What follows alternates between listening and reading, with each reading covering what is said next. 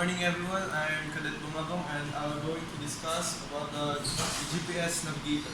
So the GPS Navigator consists of your position, your estimated time of arrival, your speed, your bearing, and your route. So the from to where. So this is from May 19, 2017 at the time of 08:101:48 seconds.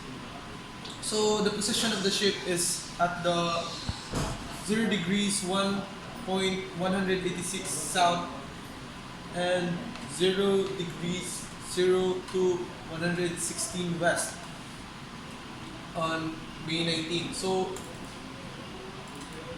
its bearing is towards east, which northeast, which is 74.4 degrees, and its route is 089, and the next route is 090.